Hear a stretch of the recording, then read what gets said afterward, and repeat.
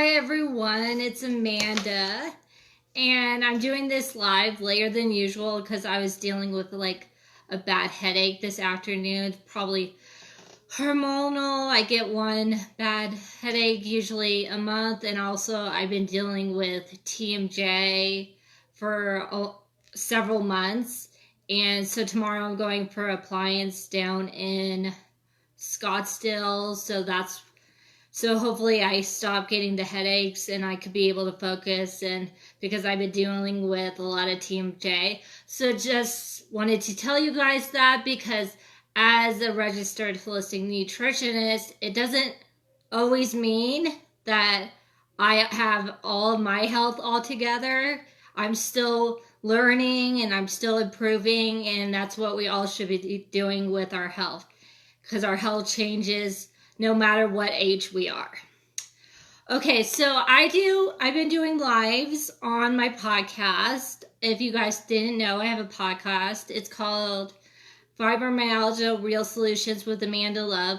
So you guys can always go and listen to that, because listening to the podcast might be better than watching my lives, because sometimes you just don't want to be on Facebook, but you want to listen to something. So, welcome to the podcast, Fibromyalgia Real Solutions with Amanda Love. You are listening to episode 10.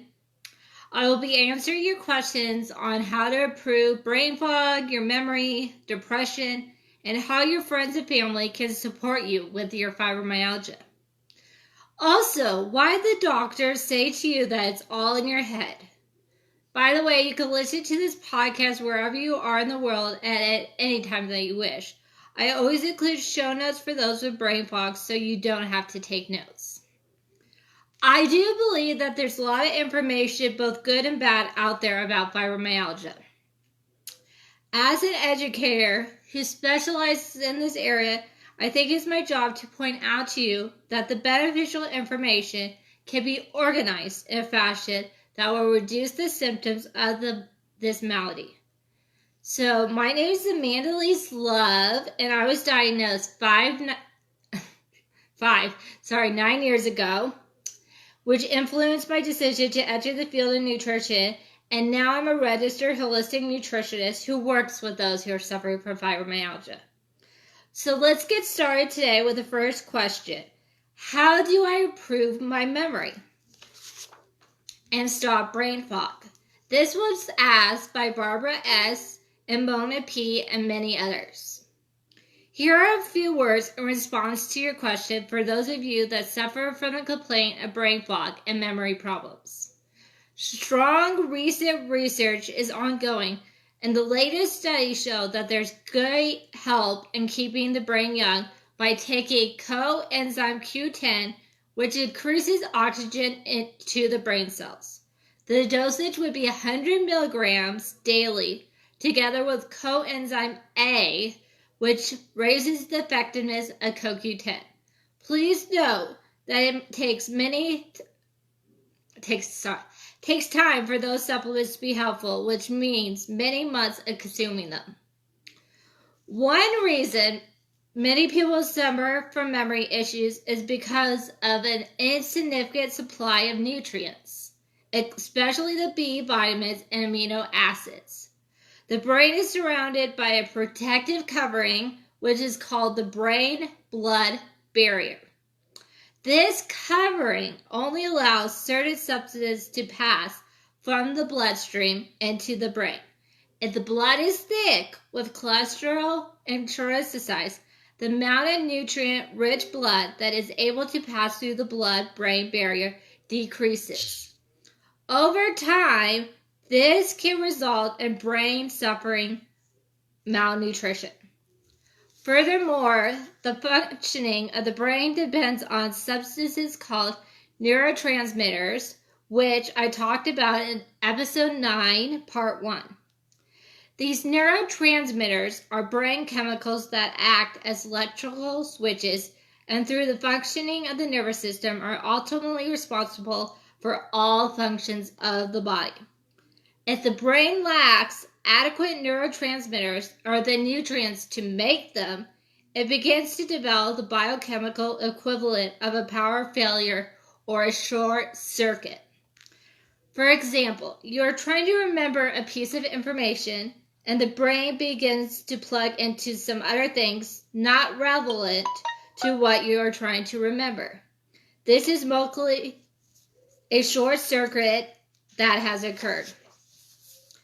The other factors that contribute to memory loss and brain fog are allergies, stress, thyroid disorders, poor circulation to the brain, hypoglycemia, low blood sugar, and candidiasis, which is a yeast overgrowth of candida, and is a frequent issue common in fibromyalgia. I have spoken about this in episodes 6 and 7 on candida. The brain requires a specific level of glucose in the blood, which falls within a very normal range, so wide swings in blood sugar levels affect brain function, resulting in memory problems. So be aware of this information and try eating 5 small meals a day to maintain a steady glucose level. On this subject, remember that vitamin B complex helps to improve memory. Taking 100 mg of each major B vitamin daily. Also, to maintain a significant amount of neurotransmitters, take acrolein as directed on the label, which increases the amount of neurotransmitters that will maintain mental ability and prevent memory loss in adults. Lastly, please be aware, exercise your brain daily by working puzzles, learning something new, like trying a new recipe, or watching a science or history TV show for a change. These actions will help your brain stay young. Question number 2 comes from Natalia, who wants information on reducing depression. If you have FMS, you most likely know depression. So let's look what may help you with that. I want to mention first that there is a brain neurotransmitter that affects mood and sleep. This is called serotonin. So you can see that it's the best interest of all of us to maintain a high level of serotonin. This is done by making sure that the amino acid tryptophan is high, because the action of tryptophan is to raise serotonin levels. One way to do this is eating specific foods where tryptophan is found. These are corn, dairy, bananas, dates, figs, and yogurts. Because it's not easy to eat enough of these foods to do this, the best way to raise serotonin levels is by taking the supplement 5-HTP. When serotonin levels are high, mood is elevated and sleep is improved. Please note, do not take this supplement if you have asthma or lupus. Scientists actually know that our thoughts influence brain chemistry. Try to make this exercise part of your daily routine. When you retire, try to think of one good thing that happened that day. And also try to think of 2 things that you are grateful for. For a reminder, put this on your phone so you will benefit from this process. Question number 3, Sherry asked the question, why is there such lack of empathy from doctors who say it's all in your head and doesn't really exist? First of all, I'm so sorry about that. I can relate to that with my own story with fibromyalgia. I went to many doctors over the years, from a chiropractor, allergist, rheumatologist, acupuncturist, and naturopath, to name a few, who had no answers for me. Some thought I was suffering from depression and psychosomatic issues. This attitude is pervasive in the medical field. Doctors are trained to recognize disease and treat it. They are not trained to address keeping the body healthy to prevent these disease from occurring.